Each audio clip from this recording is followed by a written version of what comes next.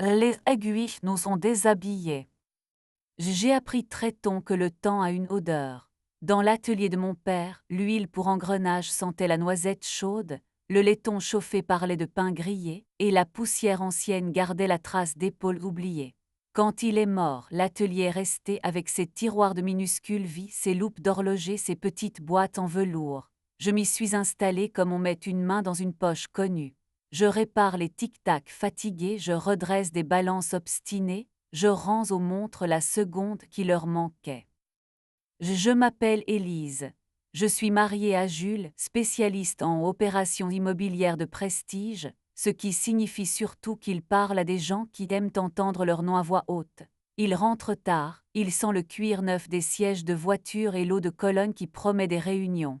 Dans notre appartement au-dessus de la boutique, je l'attends souvent en écoutant le chœur des réveils que j'ai remontés avant de fermer. Certains soirs, j'ai l'impression que toutes ces montres battent mon attente à ma place. Le lundi où tout a commencé, j'ai trouvé sur le comptoir une enveloppe crème épaisse sans adresse de retour. À l'intérieur, une montre rectangulaire des années 50, cadran champagne, aiguilles fines comme des osselets. Elle avait la pudeur des objets qui ont vu trop de peau. Avec la montre, il y avait un mot d'une écriture soignée. Changer le ressort moteur, polir le verre, vérifier la trotteuse qui accroche. Merci. À elle, au dos du bracelet, une inscription gravée minuscule, presque timide, pour J, pour nos dimanches invités. J'ai senti mes doigts se refroidir. Le J était une initiale innocente, peut-être Jacques, peut-être Julien, mais sur ma langue il avait la forme de Jules. Et la phrase nos dimanches invisibles, Jules prétend travailler souvent le dimanche pour les visites, on en plaisantait même, la ville s'ouvre quand les couples se ferment. Je reposai la montre, je rouvris par réflexe mon vieux carnet de réparation comme si une page pouvait me fournir un alibi. Elle restait silencieuse. Je pris l'odeur de la montre, un cuir qu'on avait porté longtemps, la trace légère d'un parfum féminin, iris ambrette, et derrière une pointe salée qui rappelait la peau après la pluie. J'essayais d'être professionnel, je démontais le fond. Le mouvement était propre, récent, entretenu par quelqu'un qui savait aimer. J'ai noté le numéro de téléphone sur le bon d'entrée, puis j'ai posé la montre sur le plateau de noyer. Le soir, Jules a envoyé un message « Ne m'attends pas, dîner avec investisseur ». Je n'ai pas répondu, je suis descendu dans l'atelier. J'ai sorti la loupe, le tournevis, l'alcool isopropylique. Mes gestes savent se tenir, même quand ma tête cherche un mur où s'appuyer. Le lendemain, j'ai appelé le numéro. Une voix d'homme a décroché, grave, attentive, avec cette nuance de fatigue qu'on ne joue pas. Oui. Bonjour, ici la boutique d'horlogerie Ruelle des Ormes. J'appelle au sujet d'une montre laissée pour réparation, signée A. L. Un silence surpris, puis « Oui, c'est moi, Antonin, est-ce qu'elle va bien ?» Le prénom m'a touché comme une épingle douce. Oui, elle va très bien, il lui faut juste un ressort. Et j'avais une question, la gravure, souhaitez-vous que je la polisse? Parfois on préfère garder les marques. Il a respiré un peu plus fort, gardez tout, je veux qu'elle reste telle qu'elle a été offerte. C'est une belle pièce, j'ai dit, elle porte une histoire. Et elle en porte deux, a-t-il murmuré. Puis, à voix plus claire, je passe ce soir, si ça vous convient. Je préfère parler de vive voix quand il s'agit de temps. À 19 heures, il était là, grand sans lettres trop, un manteau en laine sombre, des mains longues propres, avec ses petites cicatrices de papier qui trahissent quelqu'un qui manipule des plans, des documents, des cartons. Il s'est présenté, Antonin Lordi. Ses yeux avaient une vigilance tranquille. Il a pris la montre comme on accueille un animal familier, puis il a levé les yeux vers moi. La gravure, a-t-il dit, vous l'avez lue. Et je lis tout ce que les montres disent sans parler, j'ai répondu en souriant, c'est mon défaut.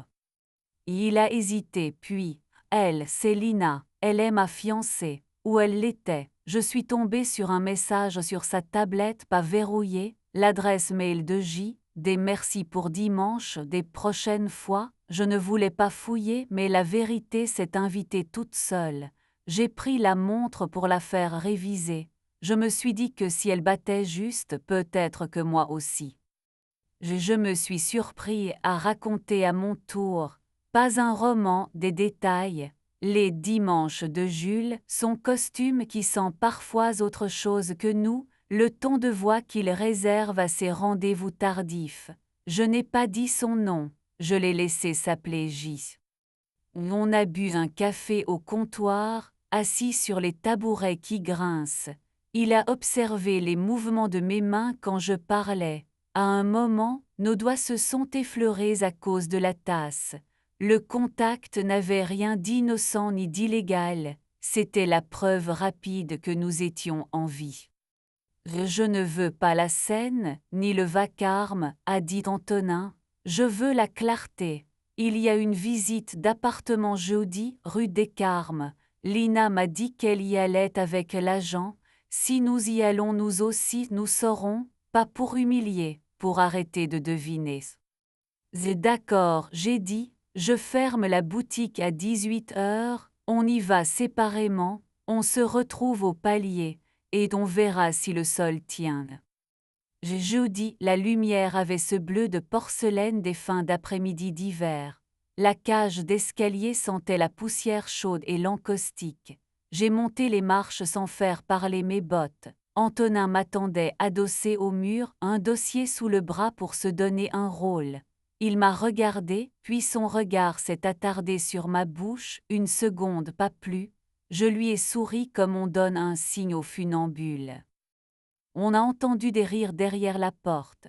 Un rire de femme, Claire, que je connaissais de loin entendu lors d'un cocktail, un soir où Jules m'avait présenté comme mon atout sérieux, puis sa voix lui relâchée trop basse, trop souple, la poignée a tourné. Une femme brune très belle, maquillage léger est sortie en tenant son téléphone comme une coupe. Elle a croisé Antonin, son visage a un sursaut nu, l'expression d'un horizon qu'on déplace d'un coup. Derrière elle, Jules s'est figé. Le regard qu'il m'a jeté était celui d'un comptable. « Élise, a-t-il dit, comme si mon prénom lui brûlait la langue. « Bonjour », j'ai répondu doucement.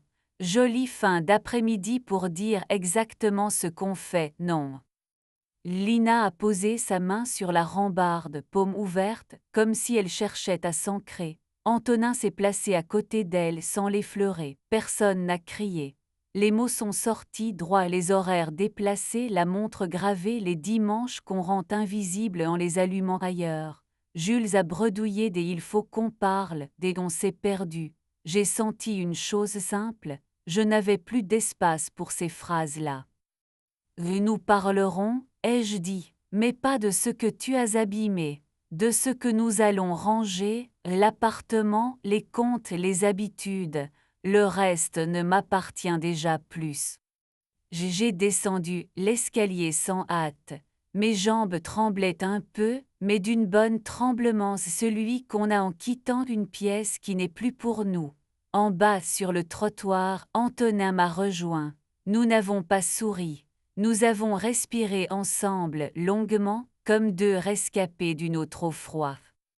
Ce soir, a-t-il dit, je serai seul, demain aussi. Mais je voudrais une heure avec vous dimanche, pas pour nous cacher, pour nous asseoir dans un endroit où la lumière dit tout. Il y a un bal de charité, la nuit des horloges au musée du temps. Lina y va chaque année, elle aime se montrer utile. Venez avec moi. Nous n'avons plus besoin de gaieté, nous pouvons nous laisser voir. J'ai dit oui sans négocier. Je suis rentrée à la boutique. J'ai nettoyé mon plan de travail avec une attention religieuse. À 23 heures, Jules n'était pas rentré. J'ai posé mon alliance dans une coupelle en étain, avec les boutons orphelins que je garde au cas où. J'ai dormi d'un seul sommeil long, sans rêve, comme quelqu'un qui a remis une montre à l'heure. La nuit des horloges rendait le musée à la musique. Dans les salles, les pièces maîtresses battaient en silence. Des robes longues glissaient entre les vitrines comme des phrases trop habiles.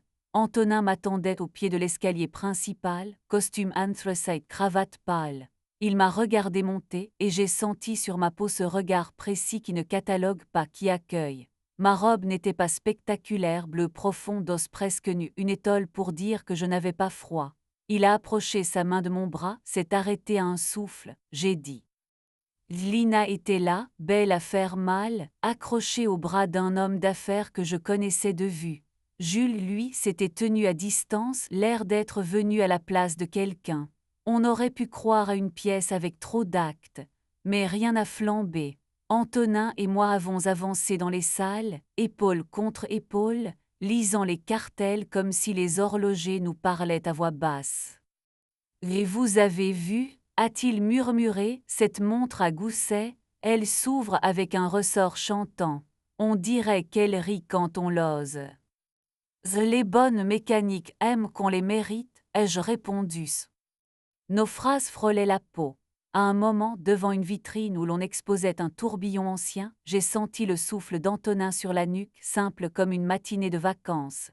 Il m'a demandé très bas, puis je me suis tournée. Nos visages se sont approchés et se sont trouvés. Ce baiser n'était pas une fuite, il avait la lenteur de quelqu'un qui défait un lacet pour le plaisir d'entendre la fibre glisser. Il n'y avait rien de cru, rien d'urgent. Mais tout de nous y passait, la patience, l'accord, ce désir propre qui n'a pas. On n'a pas cherché Lina ni Jules. Ils appartenaient à des couloirs où nous n'avions plus envie de nous perdre. Plus tard, sur la terrasse du musée, la ville s'était posée sur les toits comme un chat. Antonin a sorti de sa poche la montre que je lui avais rendue, réparée, polie, battante. Et je la garde, a-t-il dit, pas comme un souvenir d'elle, comme un talisman de nous, parce que c'est vous qui l'avez remise à l'heure. Alors elle battra sans mensonge, ai-je soufflé. Je ne sais pas à quel moment nos mains ont commencé à se parler sans nous. La sienne me chauffait la paume par sa simple présence. Nous n'avions pas besoin de davantage pour ce soir. Le reste s'était déjà décidé. J'appellerai un avocat le lundi, j'irai chercher mes livres et les plantes aimées, je laisserai à Jules le canapé et la cafetière. Antonin lui rendrait la bague ou la garderait pour plus tard pour autre chose ailleurs.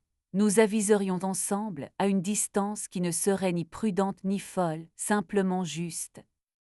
Nous avons quitté la fête avant les discours. Il m'a raccompagné jusqu'à l'atelier. L'odeur de l'huile et du métal nous a accueillis comme une vieille amie. Je lui ai préparé un thé les mains sûres. Il a regardé les tiroirs étiquetés Vibreguet, Axe, Rubis, comme l'on feuillette les chapitres d'une vie rangée. Nous sommes restés près de l'établi, côte à côte, à parler de tout ce qui n'était pas eux, sa façon de rénover des appartements pour qu'ils gardent le secret des murs, ma manie de garder des boîtes d'allumettes vides pour y glisser des ressorts. Quand il s'est levé pour partir, minuit venait de sonner sur l'horloge comtoise. Il s'est arrêté devant moi, son regard m'a demandé un signe. Je lui ai donné la réponse simple. Je me suis avancée, j'ai posé mes mains sur sa veste et j'ai goûté sa bouche une seconde fois. Un baiser plus chaud que celui du musée, un peu de langue, juste de quoi dire je te connais déjà, pas plus. Sa main s'est posée dans le bas de mon dos respectueuse, puis elle est revenue à ma taille. Je n'ai pas eu peur. Dans ma gorge, quelque chose s'était défait qui me... Il a deux mains, a-t-il dit, la voix basse, pas pour faire la guerre, pour acheter des croissants. Et à deux mains ai-je répondu, avec du beurre et sans mensonge. Quand la porte s'est refermée, le cœur des réveils s'est remis à battre, chacun à sa mesure. J'ai éteint les lampes une à une comme on ferme des boîtes de musique. Dans la coupelle d'étain, l'alliance attendait, je l'ai prise. Elle était tiède d'avoir patienté. Je l'ai glissée dans une enveloppe avec un mot pour Jules poli exact, je te rends le métal, je garde le temps. Le lendemain, il pleuvait fin. Antonin m'attendait sous une marquise avec un sac en papier qui sentait la boulangerie. Nous avons marché jusqu'au quai. Les parapluies faisaient à la ville une peau plus douce. On s'est assis sous un platane, et nous avons mangé en parlant la bouche pleine, comme des enfants qui inventent une cabane. Il m'a raconté sa grand-mère qui arrêtait sa pendule à chaque deuil pour que les morts puissent traverser sans courir. Je lui ai parlé de ma mère qui rangeait nos colères dans des boîtes à biscuits, pour plus tard, quand on saura. Je ne sais pas si notre histoire sera de celle qu'on inscrit à l'intérieur d'un bracelet, ou si elle restera dans la lumière courte des matinées tièdes. Je sais que ce jour-là, en rentrant à l'atelier, j'ai remonté toutes les montres en écoutant leur voix propre. L'une après l'autre, elles ont repris à assurer leur battement. J'ai compris que la fidélité n'est pas seulement promesse, c'est une façon d'accorder sa seconde au souffle de l'autre. Avec Jules, j'avais cessé d'écouter. Avec Antonin, je n'avais pas besoin de tendre l'oreille, notre mesure se trouvait. La montre de Lina, désormais, appartient à Antonin d'une manière neuve. Quand il vient, il la pose sur le comptoir pendant que je lui fais un café. Parfois, il m'embrasse à côté de la vitrine sans spectacle, presque chuchoté. Sa main trouve la mienne comme on retrouve une clé dans une poche familière. Nous ne parlons pas d'eux, pas parce que ça ferait mal, parce qu'il ne nous manque pas. Le temps, chez moi, garde l'odeur de noisettes chaudes, de métal poli et de pluie. Quand je ferme le soir, je me regarde dans la vitre. Je me vois debout simple, une femme qui avance à la bonne vitesse. Il m'arrive encore de penser à la gravure, à cette phrase qui a allumé la mèche, pour J, pour nos dimanches invisibles.